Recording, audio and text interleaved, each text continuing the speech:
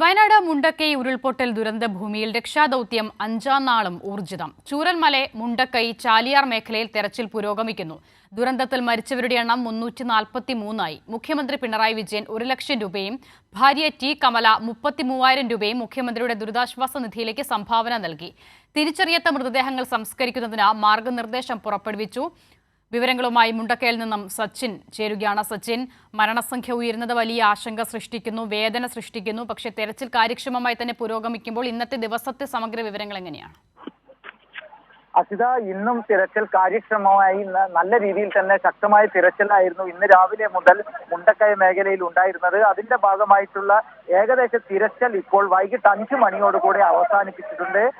നിലവിൽ സന്നദ്ധ പ്രവർത്തകരും അതുപോലെ തന്നെ സൈനികരും മറ്റ് NDRF അടക്കമുള്ള ആളുകൾ ഇവിടെ നിന്നും മടങ്ങാൻ തുടങ്ങിയിട്ടുണ്ട്. കാരണം ഒരു പ്രതികൂല കാലാവസ്ഥ നിലവിൽ ഈ മേഖലയിൽ നിലനിൽക്കുന്നുണ്ട്. ശക്തമായ ഒരു മഴ കുറച്ച് സമയം മുൻപ് പെയ്തിരുന്നു. അതുപോലെ തന്നെ ഇപ്പോഴും കനത്ത കോടയും അതുപോലെ തന്നെ മഴക്കാറും ഈ മേഖലയിൽ നിലനിൽക്കുന്നുണ്ട്. അതിനാൽ തന്നെ ഇപ്പോൾ ഈ മേഖലയിൽ നിന്നും സന്നദ്ധ ഡിവൈഎഫ്ഐയുടെ യൂത്ത് ബ്രിഗേഡ് അടക്കമുള്ള സന്നദ്ധ പ്രവർത്തകരും സൈന്യവും NDRFും മറ്റ് സന്നദ്ധ പ്രവർത്തകരൊക്കെ തിരച്ചിൽ അവസാനിപ്പിച്ചുകൊണ്ട് ഇന്നത്തെ തിരച്ചിൽ അവസാനിപ്പിച്ചുകൊണ്ട് മടങ്ങുകയാണ്.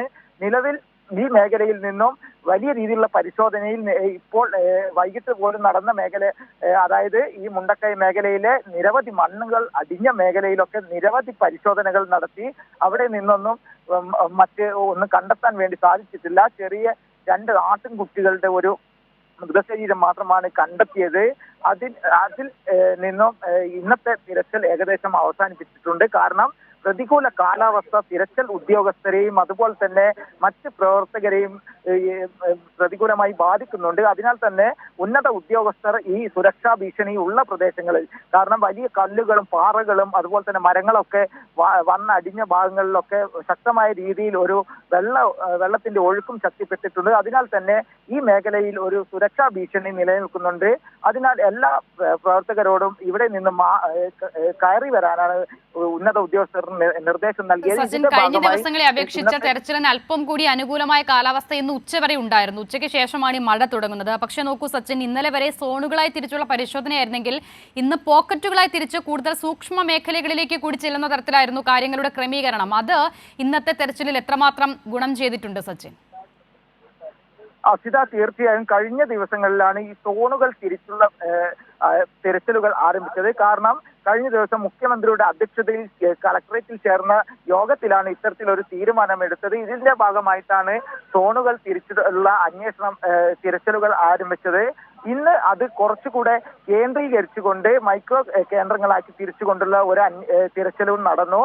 ഇതിലും ശക്തമായ രീതിയിൽ, അതായത് സംസ്ഥാന സർക്കാർ ഒരു നിർദ്ദേശം നൽകിയിരുന്നു, ഈ മേഖലയിൽ എവിടെയെങ്കിലും ഒരു മൃതദേഹങ്ങളെങ്കിലും ഉണ്ടെങ്കിൽ അതുപോലും കണ്ടെത്തണം എന്ന കർശനമായ നിർദ്ദേശം നൽകിയിരുന്നു. ഇതിന്റെ ഭാഗമായിട്ടാണ് പോലീസിന്റെയും ഫയർഫോഴ്സിന്റെയും അതുപോലെ തന്നെ സൈന്യത്തിന്റെയും NDRFിന്റെയും അടക്കം രീതിയിൽ ശക്തമായ രീതിയിൽ തെരച്ചിലുകൾ നടന്നത്.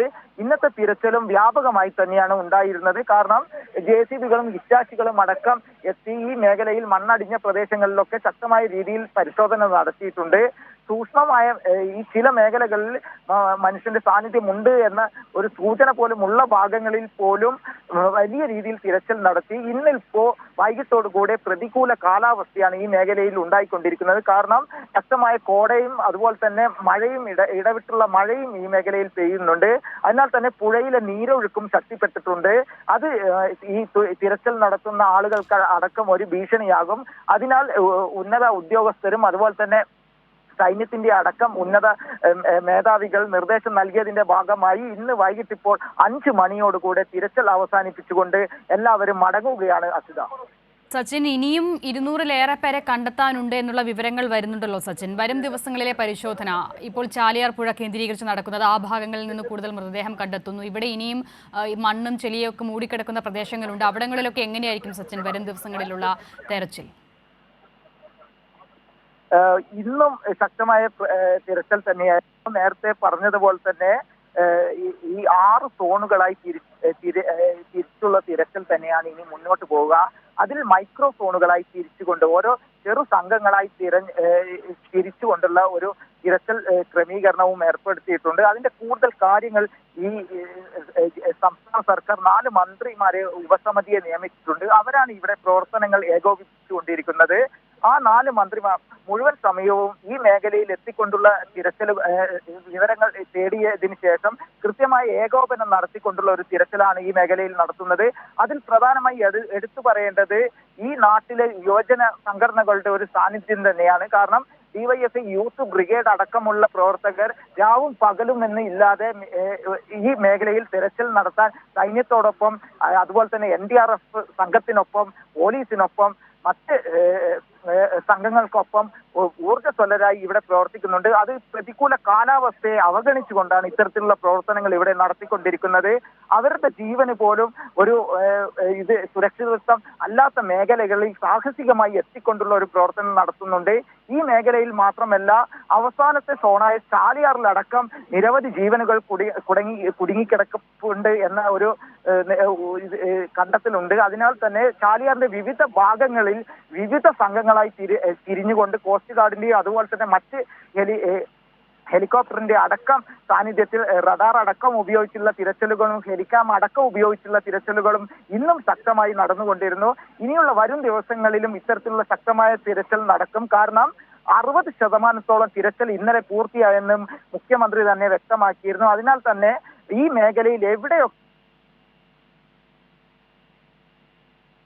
ശരി, സച്ചിൻ വള്ളിക്കാട് വിവരങ്ങൾ നൽകുന്നു. സച്ചിൻ, ദയവായി തുടരുക അല്പസമയം കൂടി. ഏറ്റവും പ്രധാനപ്പെട്ട കാര്യം പ്രതികൂല കാലാവസ്ഥ വൈകുന്നേരമാകുമ്പോഴേക്കും തെരച്ചിലിന് വിഘാതം സൃഷ്ടിക്കുന്നു എന്നുള്ളതാണ്. ഇതിനെ തുടർന്ന് ഇന്നത്തെ തെരച്ചിൽ അവസാനിപ്പിക്കേണ്ട നിലയിലേക്ക് കാര്യങ്ങൾ മാറിയിരിക്കുകയാണ്.